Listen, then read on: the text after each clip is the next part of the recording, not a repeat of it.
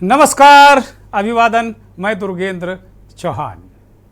5 राज्यों का जो चुनाव हो रहा है, 3 तारीख को वोट गिने जाएंगे, 3 दिसंबर को नतीजे आ जाएंगे और उसके बाद ये तय हो जाएगा सेमीफाइनल का विजेता कौन है।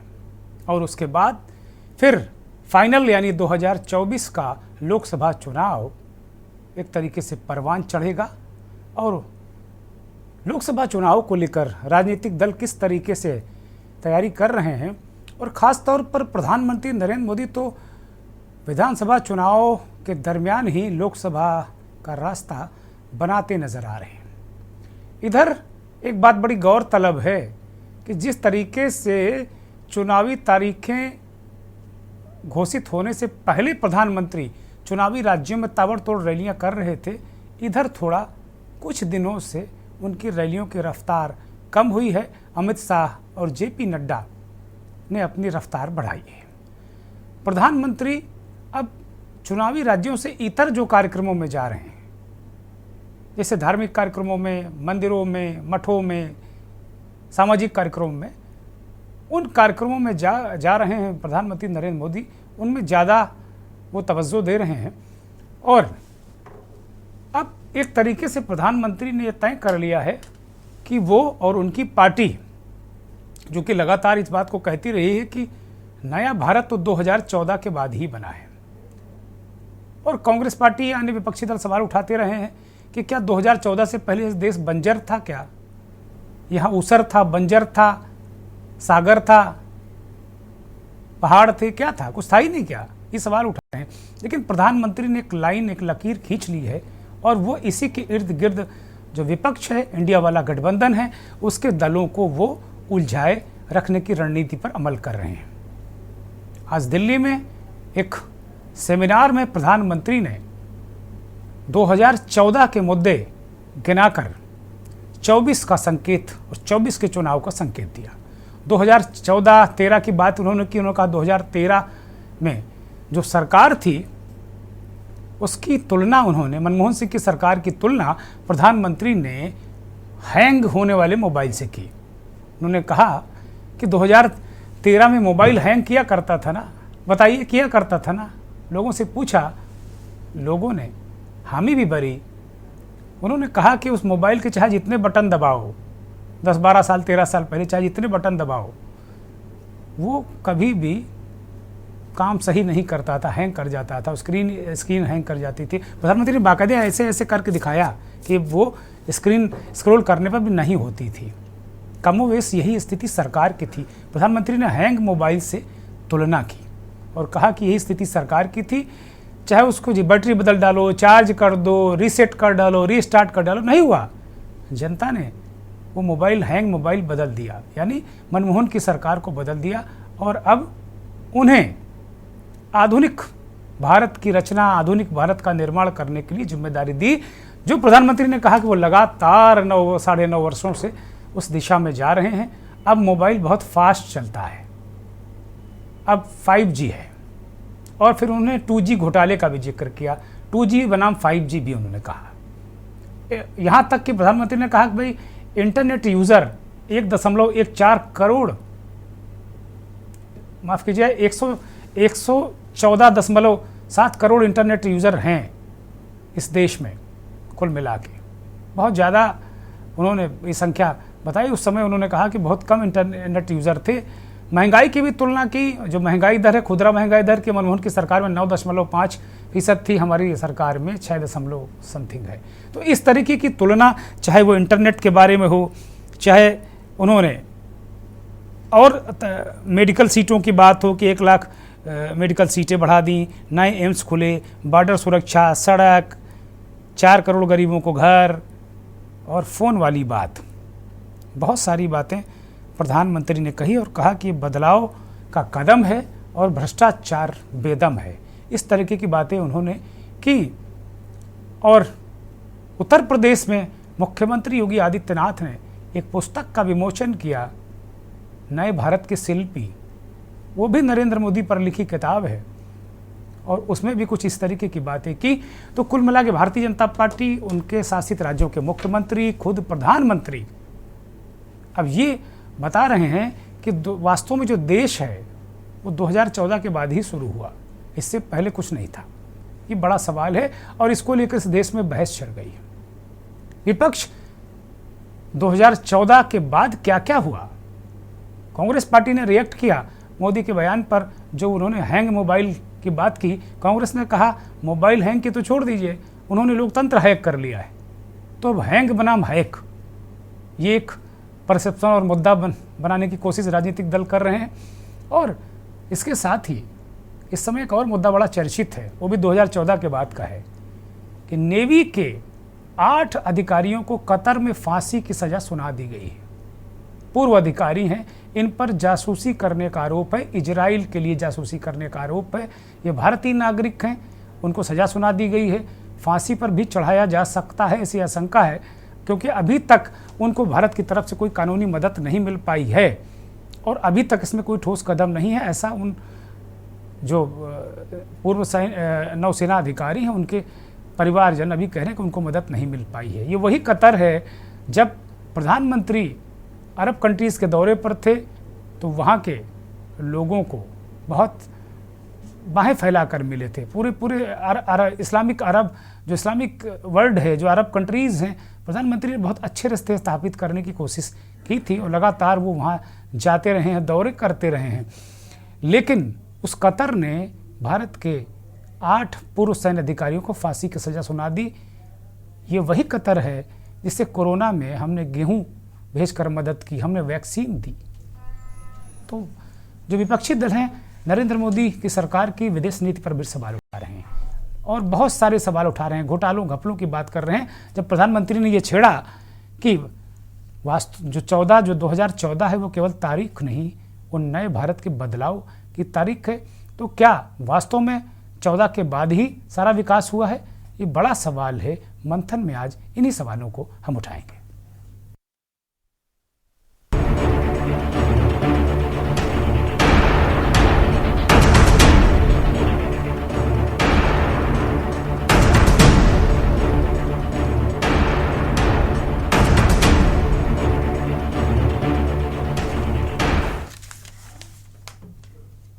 सीधे, अब मुझे लगता है कि भूमिका हमारे दर्शकों को हमने समझा दी है। सीधे प्रधानमंत्री नरेंद्र मोदी का वो बयान आज सुनाते हैं। वो दिल्ली में एक सेमिनार में थे, उसमें उन्होंने कुछ बातें कहीं, फिर वो चित्रकूट में उद्योगपति मफतलाल, स्वर्गीय मफतलाल की समी जयंती के अवसर पर वहाँ विभिन्न कार्यक्रमों में गए थे, वहाँ पर कुछ उन्होंने कहा और फिर वो शिरडी के साईं बाबा के कार्यक्रम में भी गए थे, वहाँ दर्शन वगैरह किए और वहाँ भी एक आयोजन में शामिल हुए। तो इन तीनों आयोजनों में नरेंद्र मोदी ने इस तरीके से ये बातें कही हैं, किस तरीके से अपनी सरकार को, उसके कामकाज को जनता के सामने रखने की कोशिश की है। लेकिन हकीकत तो यही है कि मुद्दे 14 के हैं और चुनाव 24 का। बराबर है। 5 साल पहले के मोबाइल फोन्स को याद करिए, तब आउटडेटेड फोन की स्क्रीन घड़ी घड़ी हैंग हो जाती थी। ऐसा ही होता था ना? जरा बताइए ना। चाहे आप स्क्रीन को कितना भी स्वाइप कर लें, चाहे जितने भी बटन दबा लें, असर कुछ होता ही नहीं था। बराबर है ना? और ऐसी ही स्थिति उस समय सरकार की भी थी। उस समय भारत की अर्थव्यवस्था का, या कहें या तब की सरकार ही हैंग हो गए वाले मोड में थी और हालत तो इतना बिगड़ चुका था, रीस्टार्ट करने से कोई फायदा नहीं था। बैटरी चार्ज करने से भी फायदा नहीं था, बैटरी बदलने से भी फायदा नहीं था।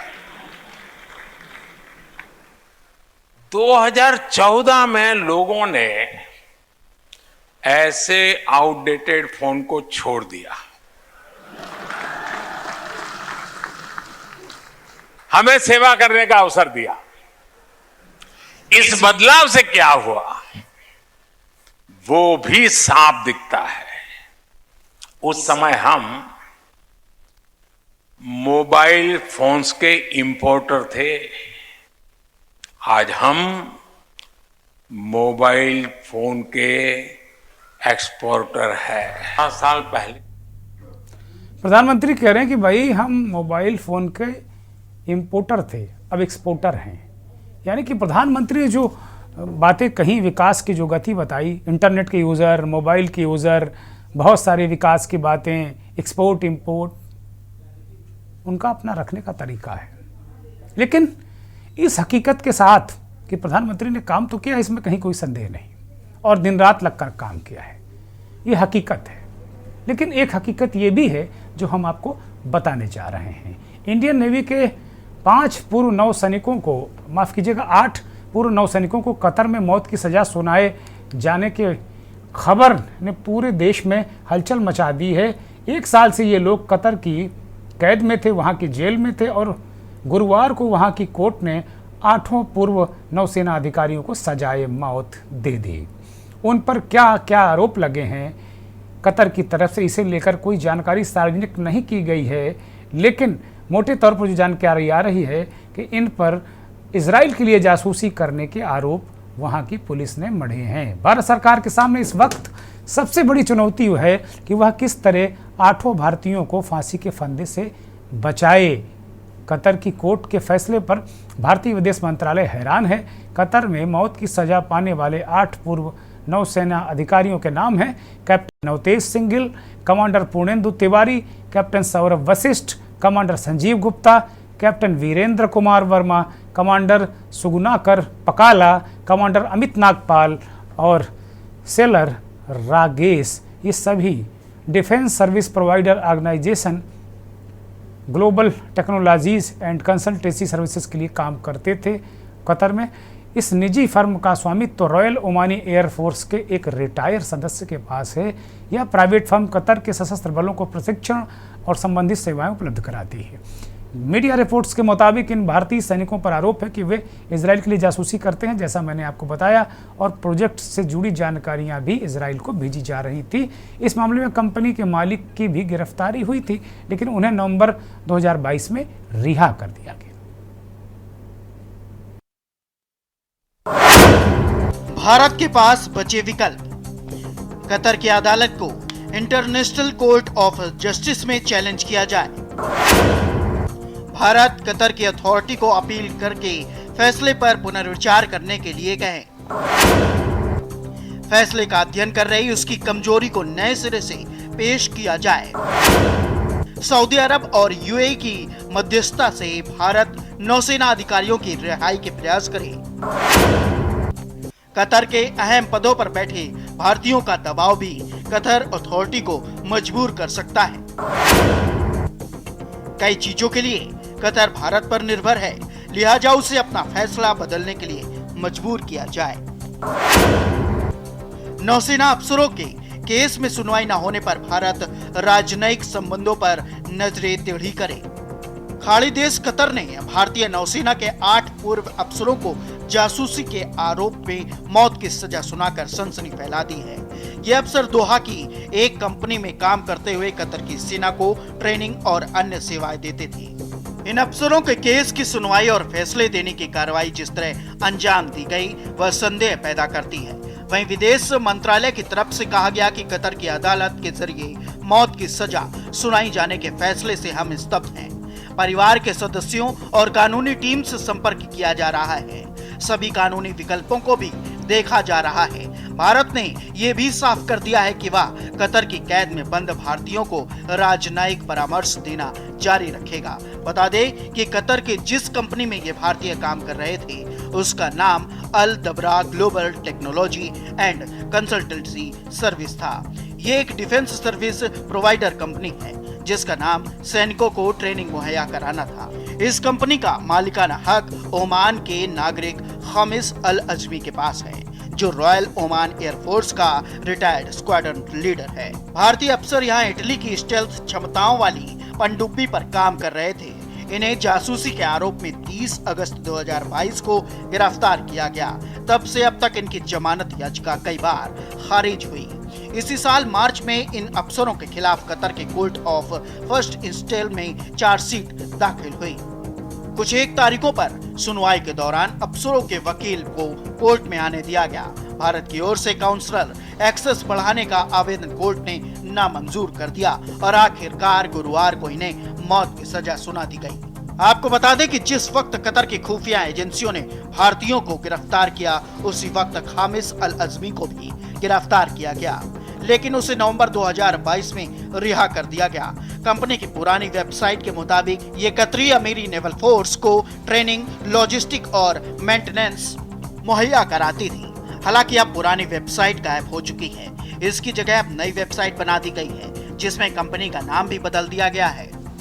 भारतीय जनमानस के बीच अब कहा जा रहा है कि बिना किसी आरोप और बिना किसी सुनवाई के 8 भारतीय नेवी अफसरों को मौत की सजा सुनाने वाले कतर को अब सबक सिखाने का समय आ गया है। भारत को स्पष्ट संदेश भेजना चाहिए कि इन अफसरों की रिहाई संभव करें कतर, वरना दोस्ती का कोई मतलब नहीं। बहरहाल कतर में 8 पूर्व भारतीय नौसैनिकों को फांसी की सजा सुनाए जाने के बाद देश हैरान है। हमास जैसे आतंकी संगठन को पनाह देने वाला देश भारत के 8 नौसेना अफसरों को बिना कोई आरोप लगाए, बिना किसी सुनवाई के सीधे मौत की सजा सुना रहा है। वहीं इजराइल और पश्चिमी दुनिया भी कतर की करतूतों को देख रही है। हमास का कमांडर इन चीफ कतर के एक पेंट हाउस में बैठकर इजराइल के निर्दोष नागरिकों के खून से होली खेल रहा है। वहीं देश कतर भारत के निर्दोष लोगों को सूली पर चढ़ाने की तैयारी कर रहा है। पूर्व नौसैनिकों को अगस्त 2022 में गिरफ्तार किया गया था। हैरानी की बात यह है कि जिन लोगों को मौत की सजा दी गई है, उन्हें भी नहीं पता है कि उनका दोष क्या है। उनके परिवार वालों को भी नहीं पता है कि उनके अपनों को किस जुर्म की सजा दी गई है। आज की तारीख में जब दुनिया चंद्रमा के पास मंगल पर जाने को तैयार है, इस देश में बिना आरोप के लोग गिरफ्तार कर लिए जाते हैं। बिना सुनवाई उनको फांसी पर चढ़ाए जाने की तैयारी की जाती है। ऐसा सिर्फ आदिकालीन समाज में ही संभव था। खैर, जो भी है, अब भारत को अपने सामर्थ्य के बारे में सोचना चाहिए। भारत अगर कनाडा जैसे देश को सबक सिखा सकता है, तो कतर किस खेत की मूली है। बस ठान लेने की जरूरत है। कतर को यह स्पष्ट संदेश भेजने की जरूरत है कि अगर हमारे देश के नागरिकों की रिहाई नहीं करता है, तो इसके अंजाम गंभीर होंगे। बता दें कि कतर और भारत के रिश्ते दिलचस्प हैं। कारोबार और मानव संसाधन को लेकर दोनों देशों के बीच जितनी समरसता दिखती है, उतने ही इस्लामिक मुद्दों के मोर्चों पर दुश्मनी। भारतीय नौसेना के 8 पूर्व अफसरों को मौत की सजा सुनाकर खाड़ी के इस देश ने भारत के प्रति अपना जहरीला रवैया उजागर किया है। स्पेशल डेस्क के न्यूज इंडिया।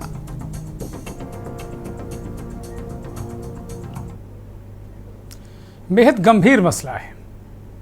जहां प्रधानमंत्री नए भारत की बात कर रहे हैं, कह रहे हैं कि भाई 14 के बाद नया भारत, ये तारीख नहीं, नया भारत है, ये बदलाव की तारीख है। वहीं इस तरीके के मुद्दों को, चाहे वो विदेश नीति हो, चाहे सीमा हो, चाहे भारत के अंदर की स्थितियां हो, इनका भी जिक्र विपक्ष कर रहा है और इनका भी जवाब सरकार को, प्रधानमंत्री को देना चाहिए। हमारे साथ 2 खास मेहमान फिलहाल जुड़ गए हैं।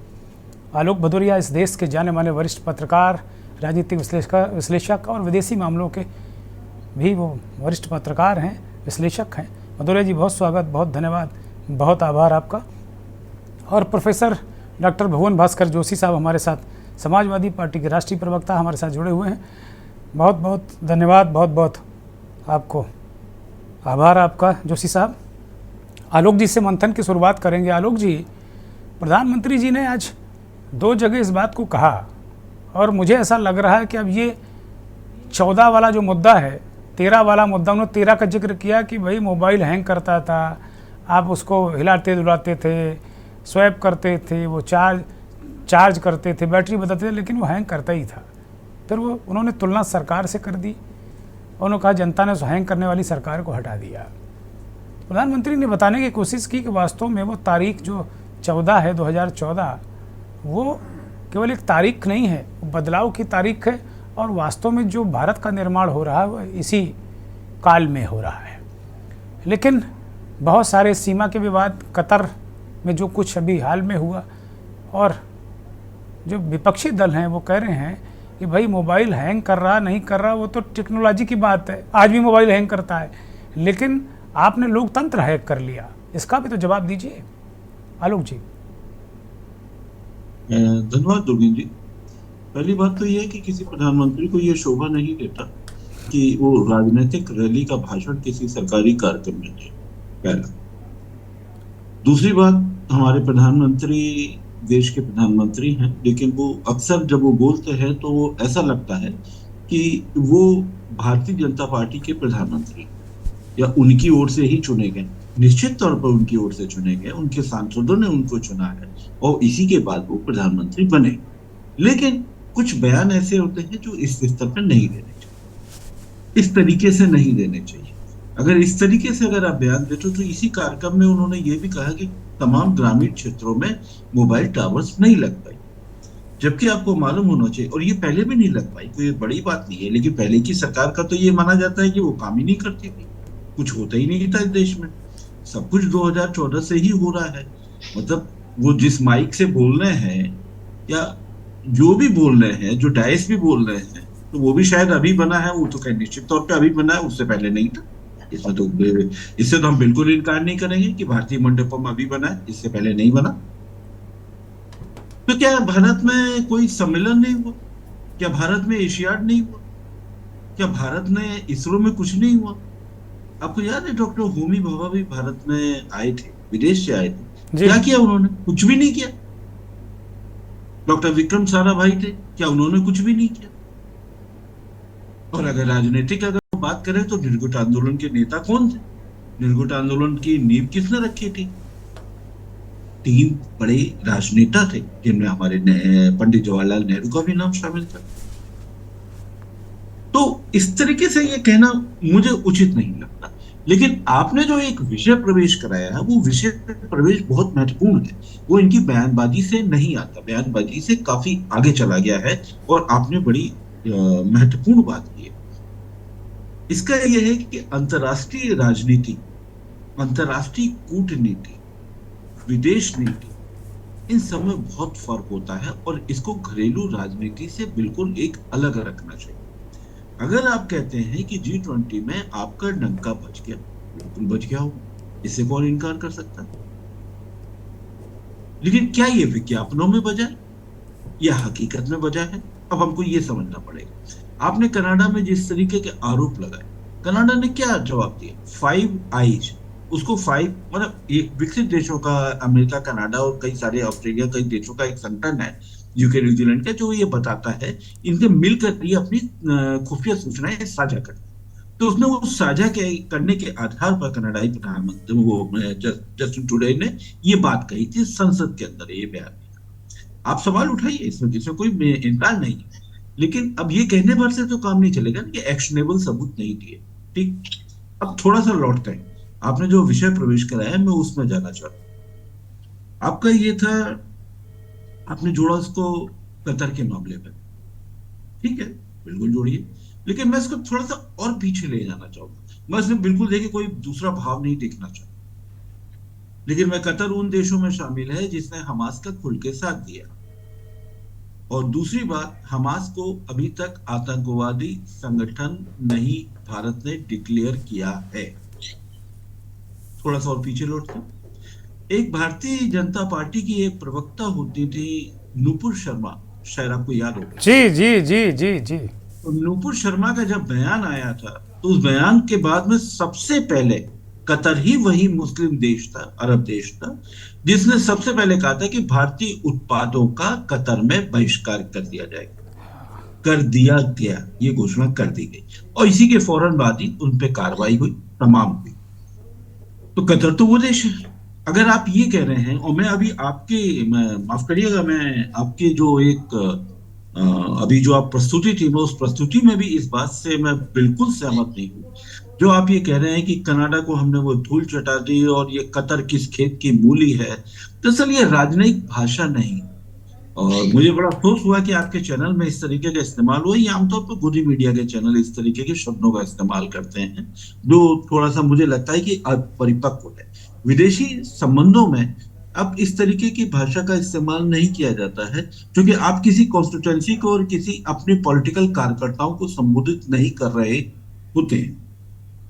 अब आते हैं हम आपके मूल सवाल पर।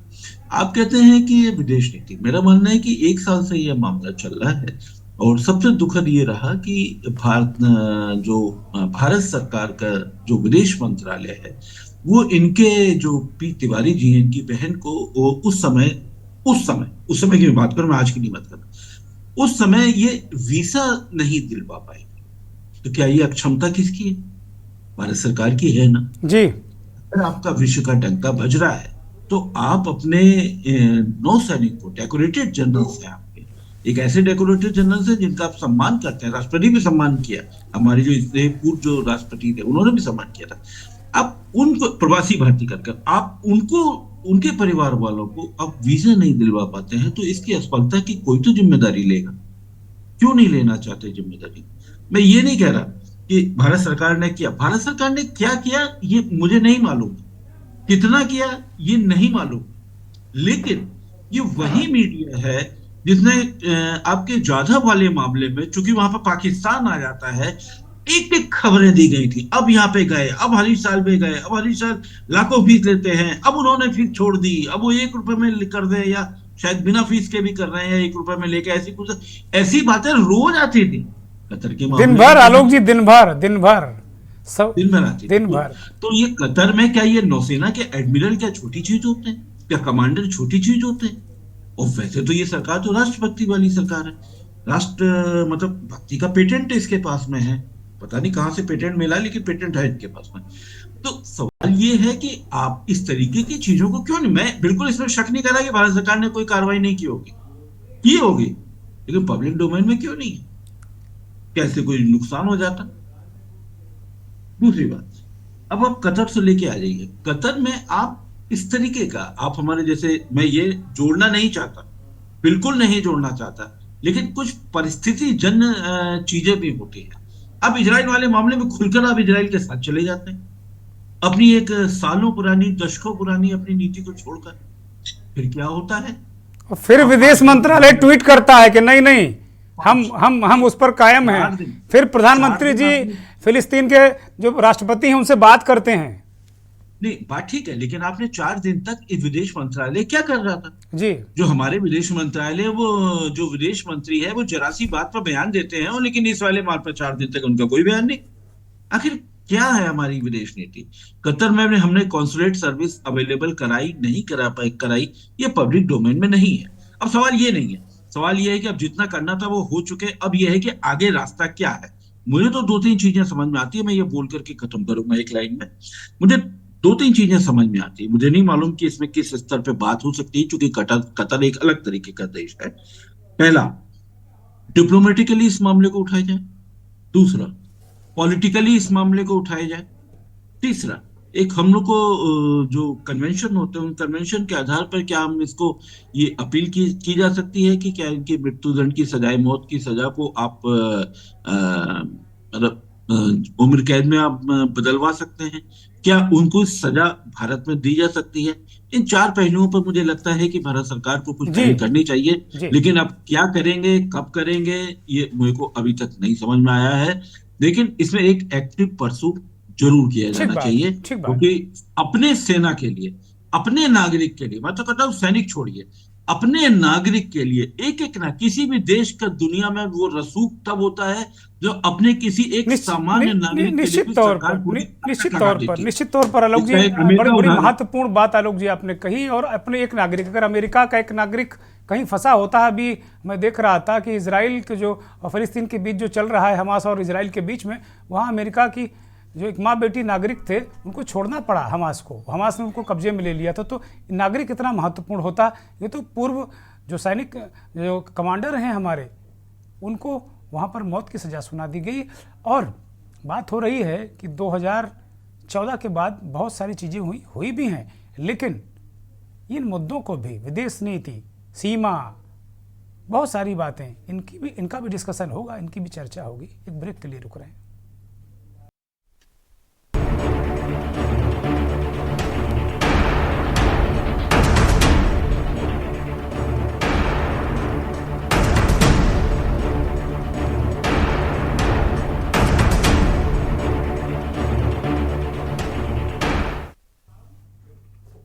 सवाल यही कि प्रधानमंत्री ने जो कहा कि मोबाइल की तरह 2013 में सरकार हैंग करती थी और फिर 14 के बाद जब वो सत्ता में आए तो देश बदल गया। विपक्ष भी ये सवाल उठा रहा है कि क्या इससे पहले कुछ भी नहीं था?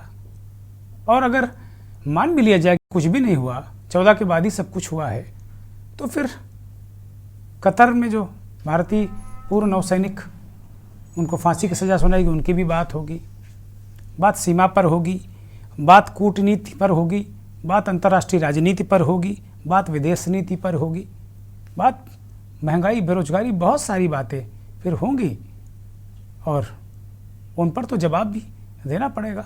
डॉक्टर भुवन भास्कर जोशी हमारे साथ जुड़े हैं, समाजवादी पार्टी के वरिष्ठ नेता प्रवक्ता, उनके पास जा रहा हूँ। और इस बीच हमारे साथ वरिष्ठ पत्रकार नवेद सिको साहब भी जुड़ गए हैं और कांग्रेस के नेता रोहन सिंह भी हमारे साथ जुड़ गए हैं। नवेद भाई बहुत स्वागत, बहुत धन्यवाद, और रोहन सिंह आपका भी बहुत स्वागत, बहुत धन्यवाद, बहुत आभार। प्रोफेसर जोशी, हम आपके पास आ रहे हैं सीधे। मोदी जी ने अब एक परसेप्शन बनाना शुरू किया है, काफ़ी कुछ वो कहते हैं कि कहीं ना कहीं चीज़ें होती हैं, लेकिन वो अब ऐसा परसेप्शन बना रहे हैं। मैं ये बिल्कुल नहीं कहता कि 2014 के बाद कुछ भी नहीं हुआ, बहुत कुछ हुआ है, उससे पहले भी बहुत कुछ हुआ, लेकिन प्रधानमंत्री जी और उनके सारे संगी साथी ही बात कह रहे हैं कि 14 से पहले कुछ था नहीं।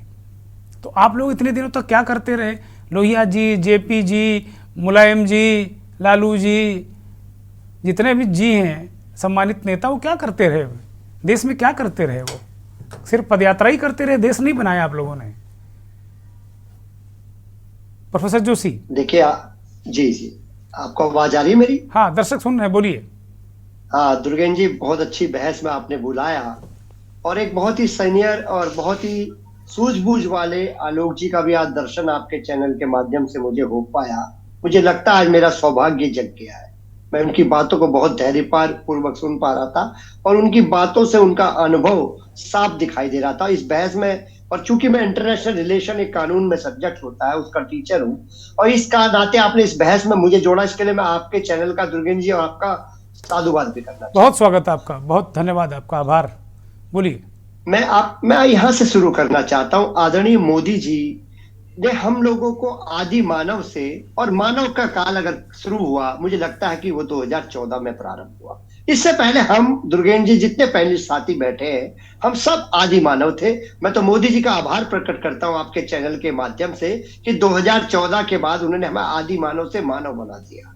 मुझे निश्चित तौर पे जब इस सरकार को याद किया जाएगा तो इस सरकार को याद किया जाएगा कि देश के एकमात्र ऐसे प्रधानमंत्री हैं जिनके शासन काल में हमारी महिला बेटियों की नग्न परेड होती रही, लेकिन देश के प्रधानमंत्री उस प्रदेश में जाने की हिम्मत नहीं जुटा पाए। इसके लिए देश को याद किया जाएगा और जब याद किया जाएगा, इस सरकार को याद किया जाएगा कि हमारी जो पहलवान बेटियों को दिल्ली में जब घसीटा जाएगा तो प्रधानमंत्री एक ट्वीट नहीं करेंगे, तो इस चीज के लिए याद किया जाएगा। और बहुत रही बात आज इंटरनेशनल रिलेशन की, जो आपने सब्जेक्ट चलाया है, जो उसके जुड़ा हुआ सब्जेक्ट आपने चलाया है, चीन की क्या स्थिति है, डोकलाम तक क्या स्थिति है, ये किसी से छोटा भी नहीं है। इस सरकार के शासन काल में छोटे छोटे, जो कि बहुत छोटे देश हैं, वो तक हमको आंखें दिखाने लगे। ये कैसी विदेश नीति है? अभी आदरणीय, मैं उनको सुन पा रहा था, जो वरिष्ठ पत्रकार साहब हैं, उन्होंने कहा कि किसी भी आलोक जी की बात को सुन पा रहा था, उन्होंने कहा किसी देश का सक्सेस, किसी देश की लीडरशिप को तब माना जाता है जब वो एक एक नागरिक की चिंता कर पाए। क्या हम लोग उन नागरिकों की चिंता कर पा रहे हैं? कनाडा को हमने क्या सबक देने का काम करा? कर्नाटक से हम क्या किस तरह के संबंध बना पाए। इस एक देश में इससे नहीं चलेगा कि आपकी एक टीम जाकर आपको वहां मोदी मोदी के नारे से देश नहीं बनने वाला। आपको याद किया जाएगा, इस बात के लिए याद किया गया कि देश के संसाधनों को बेचने का काम अगर किसी सरकार ने किया तो भारतीय जनता पार्टी की सरकार ने किया, आदरणीय मोदी जी के कार्यकाल में हुए, जो संस्थान देश को बनाया था। और रही बात मोदी जी जो कह रहे थे कि आज हैंग करने का काम करा, मोबाइल हैंग हो जाए तो कोई इससे देश को कोई विशेष फर्क नहीं पड़ता, लेकिन निश्चित तौर पे जब फर्क पड़ता है जब लोकतंत्र हैंग हो जाता है और जब चुनी हुई सरकारों को तोड़ने का जो विश्व रिकॉर्ड आप आदरणीय मोदी जी की सरकार में जो बना है, निश्चित तौर पे उस पर देश की नजरें हैं और लोग इसको जवाब देना प्रारंभ हो गया है। हमारे यहाँ स्लो पॉलिटिक्स होती है, हमारे यहाँ बहुत देर तक अध्ययन करता है, ऐसे एकदम फास्ट पॉलिटिक्स नहीं है हमारे देश की। हमारे देश का जो स्वभाव है वो शांत स्वभाव है और लोगों ने अध्ययन करा, लोगों ने अवसर दिया इनको 10 साल, और लेकिन निश्चित तौर पे इनकी विदाई का समय आ चुका है। और मैं आपसे कहना चाहता हूं आदरणीय उनके पत्रकार साहब की बात को आगे बढ़ाते हुए, सरकार को स्टेप लेना चाहिए, क्योंकि मेरा विषय है, मैं इसलिए बताना चाहता हूं सरकार को आज विश्व के पटलों पर इस बात को रखना चाहिए जोर तोड़ से, जैसे पॉलिटिकली इस सब्जेक्ट को उठाना चाहिए। इसको हम लोग विश्व के जो मंच है उन पे उठा के अपनी बात को रखने का काम कर सकते हैं, तभी लगता है कि आज हमारा डंका बजा है। अगर हम इन नागरिकों को नहीं छोड़ा पाए तो निश्चय उनकी सजा को कम नहीं करवा पाए तो निश्चित तौर में लगता है कि जो गुबार फैलाया गया है वो गुबार में हवाई हवा है, उसका जमीन पर कोई काम नहीं है, वो इस घटना से सिद्ध हो जाएगा। और मैं निश्चित तौर पे कहना चाहता हूं आज इस प्रदेश के लिए, देश के लिए जो शासन काल ये भारतीय जनता पार्टी का ये शासन काल आया है, निश्चित तौर पे युवाओं को जो वादे इन्होंने करे थे 2 करोड़ नौकरी की लोगों को याद आ रहे हैं, 15 लाख रुपए अकाउंट के याद आ रहे हैं, लोगों को याद आ रहे हैं कि किसानों की आय दुगनी होनी थी, लेकिन गृह राज्य मंत्री का बेटा किस तरह किसानों की हत्या कर देता है, ये भी केवल भारतीय जनता पार्टी के शासन काल में और मोदी सरकार के मंत्रालय के कार्यकाल में। ऐसा देश ने कभी नहीं देखा। जो देश जय जवान जय किसान जय विज्ञान के नारों से जाना जाता था, किसानों की ऐसी दुर्दशा अगर किसी शासन काल में हुई है तो आदरणीय मोदी जी के शासन काल में। प्रोफेसर जोशी, आप कह रहे हैं कि इस पर बहुत पैरवी करनी चाहिए, बड़ा दबाव बनाना चाहिए। आलोक जी ने वो उदाहरण भी प्रस्तुत किया जो काफ़ी पीछे का बड़ा महत्वपूर्ण है कि वो जो नूपुर शर्मा जी थी, उन्होंने एक इस्लाम पर एक बयान दे दिया था, बड़ा आपत्तिजनक बयान था, भारतीय जनता पार्टी की राष्ट्रीय प्रवक्ता थी, और जब बहुत बवाल हुआ तो कतर ने इंटरफेरेंस किया और भारतीय सामानों का बहिष्कार वहाँ शुरू हो गया। उसके बाद से फिर भारतीय जनता पार्टी दबाव में आई और उन पर कार्रवाई की गई। तो क्या आप मुतमईन हैं कि कतर हमारी बात इतनी जल्दी मान लेगा क्या? क्योंकि कतर की भूमिका इस्लामिक वर्ल्ड में, आप तो अंतर्राष्ट्रीय मामलों के विशेषज्ञ हैं, आप जानते हैं कि और अंतर्राष्ट्रीय कानूनों की बात करते हैं, क्या किस तरीके से इनकी मदद की जा सकती है? क्या भारत को करना चाहिए? क्या हमारी पैरवी कमजोर रही क्या?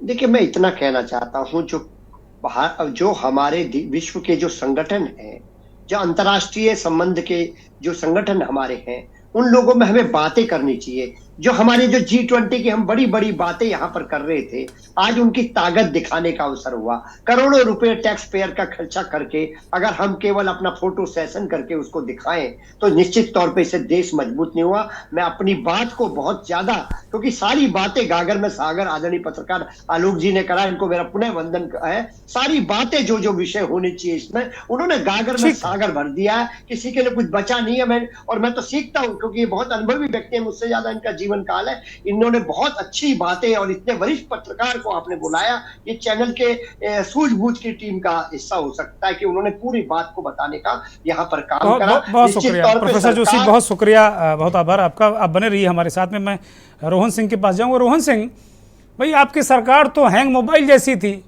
और आप लोग इतने दिनों तक हैंग मोबाइल चलाते रहे, जनता को बिल्कुल वो करते रहे। 14 के बाद ये देश बिल्कुल धड़ाधड़ वाला मोबाइल देश को मिला।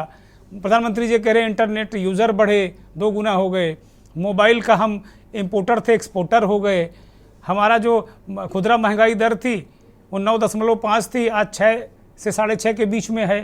तो तरक्की तो की है इस देश ने। मोदी जी क्या गलत कह रहे हैं? भाई साहब, अभी हमसे उम्र में भी तजुर्बे में बड़े 2 लोगों ने बोला, और दोनों लोगों ने आंकड़े इतने गिनाए कि अगर मैं फिर उन्हीं आंकड़ों को रिपीट करूं तो कोई अर्थ नहीं बनता। और रही कांग्रेस ने और नरेंद्र मोदी जी ने जो पिछले 14 से लेके अभी तक में किया, अगर उसकी तुलना करने कोई बैठता है तो आदमी है, मतलब मेरे, तो मैं खराब शब्द का प्रयोग कर रहा हूँ, लेकिन वो मत करिए, सही मत करिए, कोई मानसिक बिलो स्थिति द का बेल्ट आदमी बात नहीं मत है। करिएगा, बिल्कुल खराब शब्दों का हाँ, बिल्कुल चयन मत करिए। लेकिन बात, बिल्कुल बिल्कुल बिल्कुल बिल्कुल, लेकिन ये बात छलती है, ये बात दुख देती है कि जब कोई तुलना कर रहा होता है 2014 से, जो ये नया हिंदुस्तान बना, और उस हिंदुस्तान की तुलना कर रहा था जो 47 को इन द मिड नाइट भाषण के बाद जो शुरू होता है जवाहरलाल नेहरू जी के समय से, क्या संघर्ष किया, कहाँ से लाए, क्या क्या बनाया, देश ने सब देखा है। कोई ये दूर, दूर की बात नहीं है, हमने देखा, आपने देखा, हमारे आपके परिवार ने, बाप, ठीक है। 14 से आज 23 हो गया, 9 साल गुजर चुके हैं। 9 साल में ऐसा क्या दिखता है आपको जो लगता है कि आपको जीवन में मूल, जहां पे जीवन के बेसिक जो उठते हैं, स्वास्थ्य,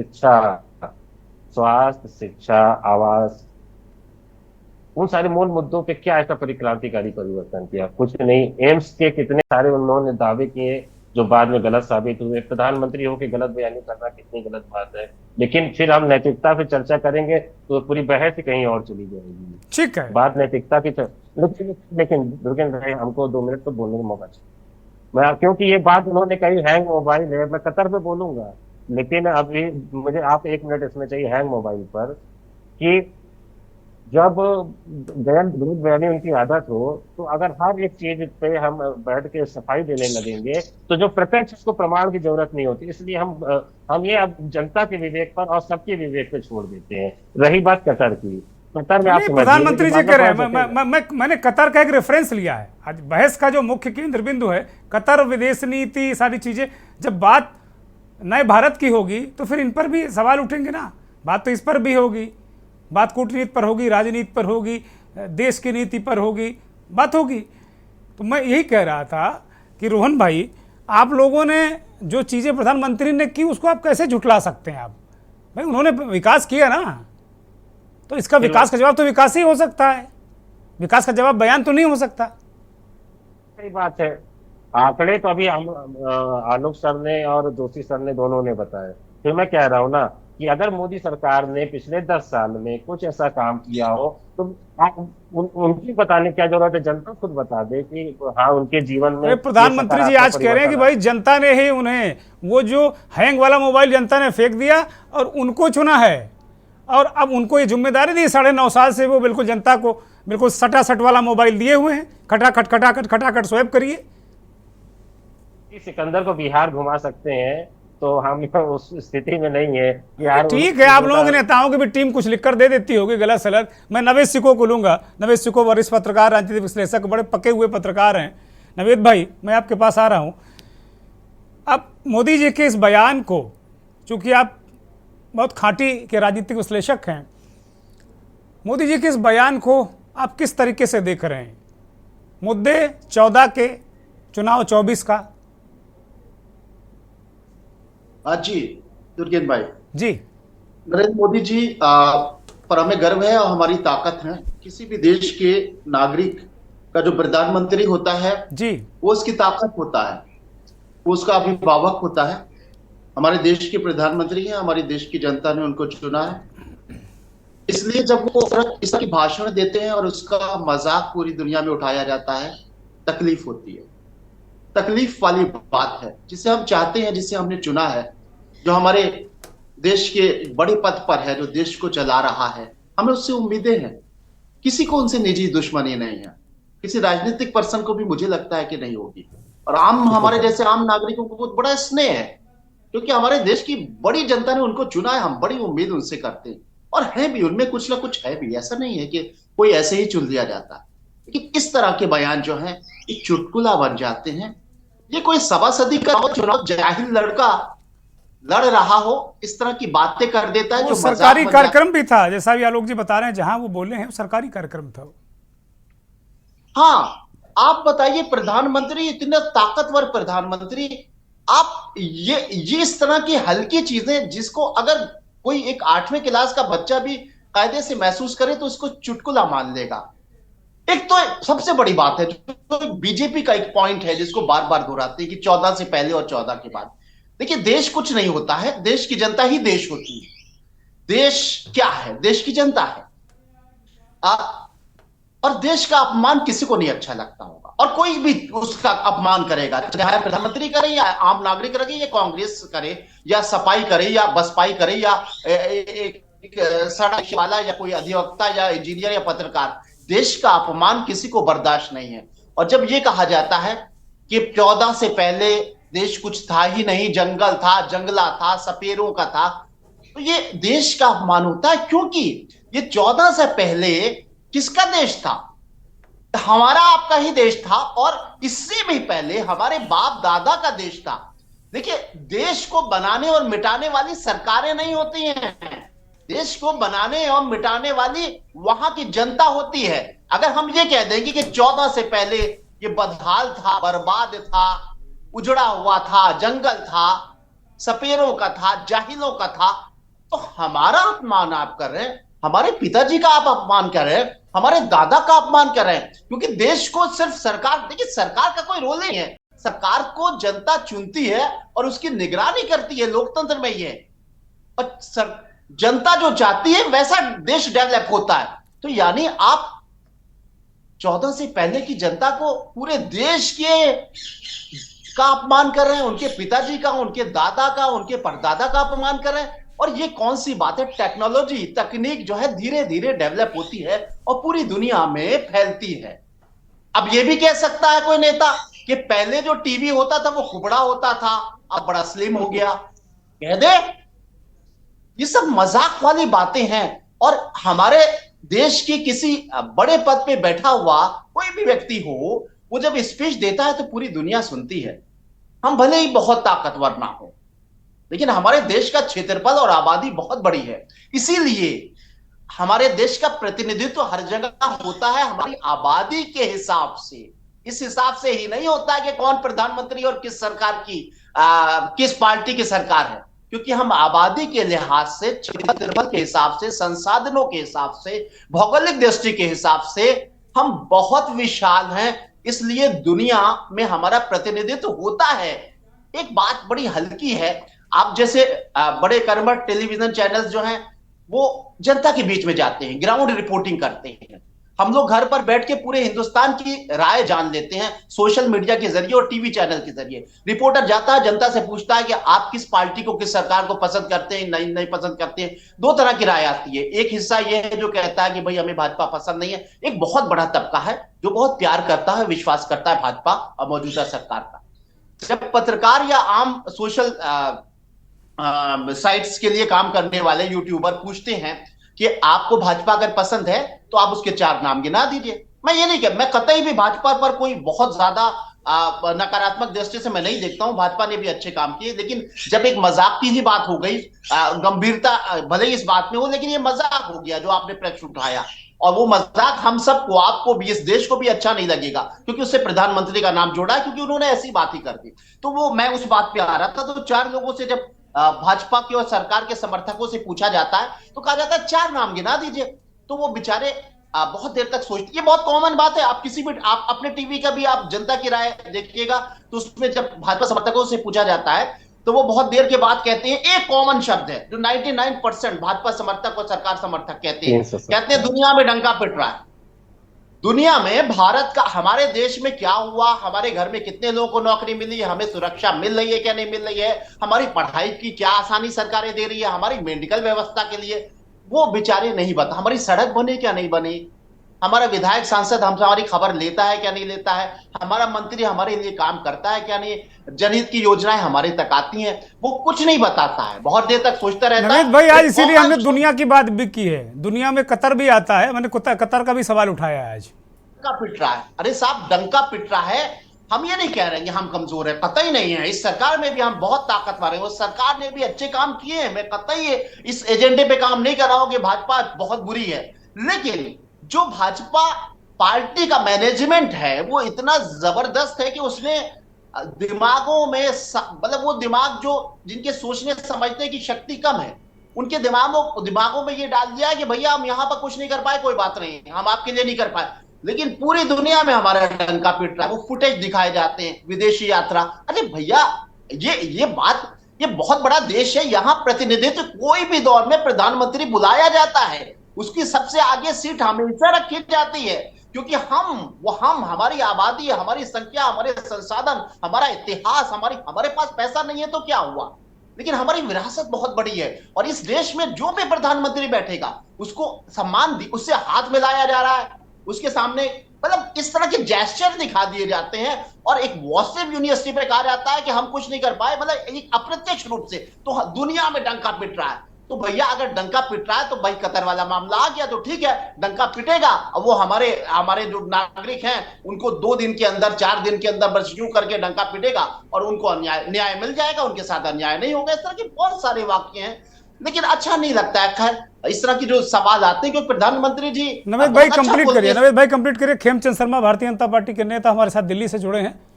कंप्लीट करिए जल्दी से, उनसे जवाब लेते हैं पूरी क्षमा के साथ। और इस बात पर हमें खुद एक भारत के नागरिक होते हुए शर्म आती है कि इस बात का मजाक दुनिया में उड़ाया जा रहा हो। ठीक बात है। खेमचंद जी को मैं चर्चा में ले रहा हूं, चूंकि खेमचंद जी बाद में जुड़े, बहुत सारी बातें वो नहीं सुन पाए होंगे। खेमचंद जी स्वागत, और सीधे आपके पास आ रहा हूं, चूंकि अब अंतिम दौर में चर्चा हमारी खत्म ही हो रही है, आप मानिए।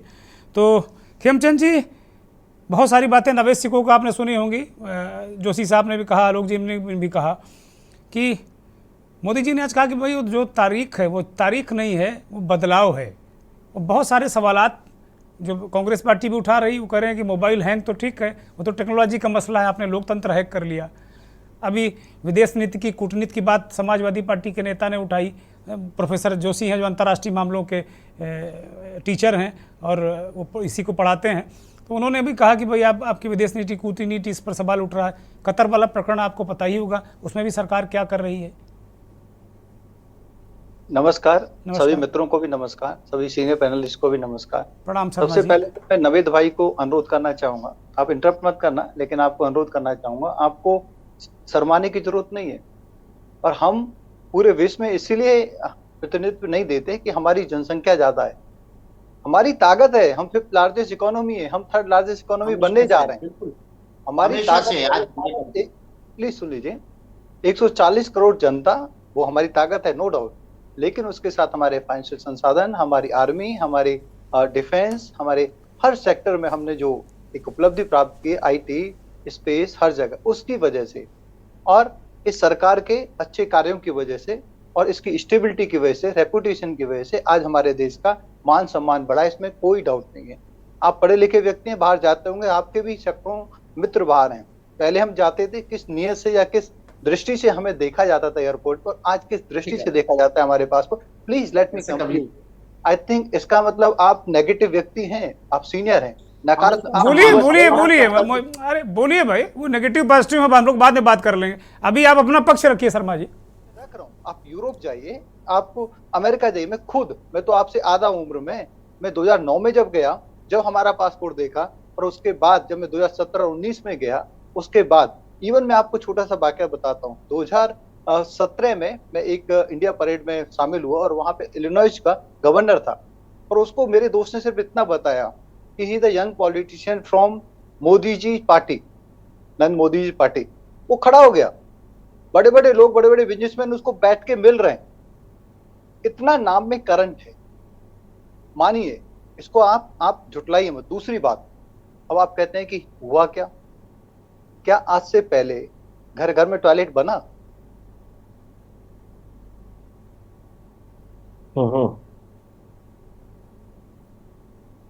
खेमचंद जी, आपकी आवाज चली गई। नहीं, वो आवाज चली गई, कॉल आ रहा था। आवाज आ रही है? हाँ बोलिए शर्मा जी, कंप्लीट करें, मेरे पास अब बहुत कम वक्त है, प्लीज। क्या टॉयलेट बने थे 60 साल में? नहीं बने। टॉयलेट कार्ड जो सबसे स्वास्थ्य की गारंटी देता है, आपको प्लॉट नहीं बेचनी, घर नहीं बेचना, कर्ज नहीं लेना, 5 लाख तक का बीमा आपको मिलता है। पहले नहीं मिलता था। PM किसान के माध्यम से सीधा पैसा किसान के लिए जाता था? नहीं जाता था, अभी जा रहा है। पहले माता बहनों को अच्छा ईंधन देने का काम किसी ने किया? नहीं किया, हम लोगों ने उज्ज्वला के माध्यम से किया। अब आप रोड की बातें करते हैं, 5 गुना ज्यादा स्पीड से UPA वर्सेस NDA, 5 गुना ज्यादा। हमने बता दिया पूरे आंकड़े के प्रधानमंत्री। आलोक जी से आलोक जी इसी पे उन्होंने नाराजगी जताई, पता नहीं क्या क्या बताया करते हो। जरूरी है, तो बता दिया जवाब देना चाहिए। मैंने कहा कि कुछ हुआ नहीं, सब चीज बेसिक पे हुआ है। ये हमने बता दिया आपकी तरफ से पहले ही, आपके आने से पहले हमने बता दिया था सारी बातें। रोड वाली तुलना हम कर चुके हैं। का धन्यवाद करता हूँ, लेकिन मेरे को भी कतर पे भी जरा बता दीजिए, कतर पे भाई पहले जो बेसिक्स पे इन्होंने सवाल उठाया है, बेसिक्स पे इनको मानना पड़ेगा, काम हुआ है। और मैं ये नहीं कहता, मोदी जी ने खुद नहीं किया। 75 साल का जब संसद का सत्र था उसमें उन्होंने सबका नाम लिया, लेकिन भारत ज्यादा डिजर्व करता है, बेटर डिजर्व करता है। आप देखिए जब हमने शुरुआत की थी क्या चाइना हमसे मौजूद था? नहीं था, चाइना हमसे कमजोर था आजादी के समय। चाइना ने प्रोग्रेस हमसे ज्यादा तेजी से की, हम नहीं कर पाए। हम बेटर डिजर्व करते थे। बहुत सारे देश ऐसे हैं जो हमसे कमजोर थे और हमसे बहुत ज्यादा आगे चले गए। क्यों चले गए? हमारे पास संसाधन था, हमारे पास पावर थी। शर्मा जी कंप्लीट करिए, अब मुझे खत्म करना पड़ेगा प्लीज। आपको मानना पड़ेगा कि मोदी जी की सरकार में इंटरनल सिक्योरिटी पे काम हुआ है, एक्सटर्नल सिक्योरिटी पे काम हुआ है, इंफ्रास्ट्रक्चर पे काम हुआ है, जॉब्स पे काम हुआ है, हर सेक्टर में काम हुआ है। और देश विदेश में जो आप बात करते हैं, एक मेरे को जो सबसे बुरी बात लगी, आपसे विनम्र हाथ जोड़ के कहता हूं कि जो कम समझदार लोग हैं उनके दिमाग में बैठ गया है कि देश में तो कुछ नहीं हुआ, कोई बात नहीं, लेकिन विदेशों में डंका बजे। कम समझदार कोई नहीं है। आप बहुत ज्यादा समझदार नहीं है, मैं बहुत ज्यादा समझदार नहीं हूँ, टीवी में बैठा हूँ। सब लोग समझदार हैं, सबकी समझ, कोई पढ़ा लिखा नहीं है तो भी समझदार है। तो ये इस तरीके का वाक्य, इस तरीके का स्टेटमेंट देना बिल्कुल गलत है। मैं आपसे हाथ जोड़ कर अनुरोध करता हूँ इस तरीके की। शर्मा जी कंप्लीट करिए, वक्त नहीं है मेरे पास, अब 10 सेकंड बस, खत्म करिए प्लीज।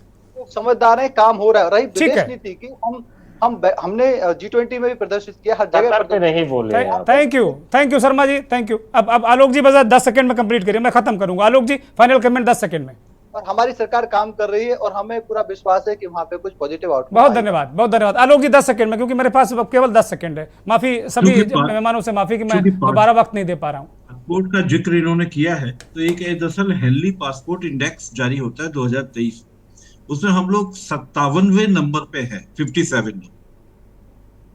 तो इसका मतलब आप ये समझ कर चलिए कि इतने सारे देश हैं जहां पर हमको मतलब वीजा फ्री हमको नहीं मिलता है। आप ये भी बता दो 2014 से पहले क्या थे, इंडेक्स में पोजीशन क्या थी? अब फाइनल कमेंट है, किसी ने इस पे चर्चा कर लेंगे। ये फाइनल कमेंट है, 10 सेकंड, मेरे पास वक्त नहीं। आलोक जी कंप्लीट करिए। पासपोर्ट की आपकी ताकत आप बाद में जुड़े हैं शर्मा जी। चलता है कि कितने देशों में आप मतलब ऑन अराइवल वीजा आपको मिलता है, पहली बात। दूसरी बात यह है कि अंतर्राष्ट्रीय राजनीति को घरेलू राजनीति से प्रभावित मत करिए। घरेलू राजनीति में आप भले ही अपना डंका पीट लेंगे, विज्ञापन लगा लेंगे खूब बड़े बड़े, लेकिन उससे अंतर्राष्ट्रीय स्तर पर आपकी साख नहीं बनती। 5 सेकंड और लूंगा अभी। जैसे एक आपके अंतर्राष्ट्रीय जानकार ने, उन्होंने बहुत अच्छी बात की कि आप इतनी बड़ी नीतियों की बात करते हैं, जैसे डोकलाम की है। डोकलाम में हमने 10 सेकंड और लूंगा। डोकलाम में इन्होंने, हम लोगों ने बहुत, भारत ने अपना किया कि वो भूटान की मदद के लिए वो चीन की सेना के सामने आप आमने सामने स्टैंड अप हो गया, बहुत अच्छी बात है। उसके बाद हुआ क्या, वहां पे चीन ने बस्तियां बना ली, सारे के सारे डुअल कर लिया पूरा का पूरा। उसके बाद हमारा बांग्लादेश। आलोक जी प्लीज कंप्लीट करिए, प्लीज जल्दी से। तो केवल हम लोग पड़ोसी देशों में हम कहीं भी हम बेहतर नहीं कर पाए सिवाय बांग्लादेश को छोड़कर, चाहे वो भूटान का मामला हो, चाहे वो नेपाल का मामला हो, और चीन। बहुत शुक्रिया आलोक जी, बहुत शुक्रिया जोशी जी, शर्मा जी बहुत शुक्रिया, रोहन सिंह, नवेश सिको साहब बहुत बहुत शुक्रिया। आलोक भदौरिया जी आपका भी बहुत बहुत आभार, बहुत बहुत धन्यवाद। सभी मेहमानों से माफ़ी कि मैं ज़्यादा वक्त उनको इस दूसरे राउंड में नहीं दे पाया।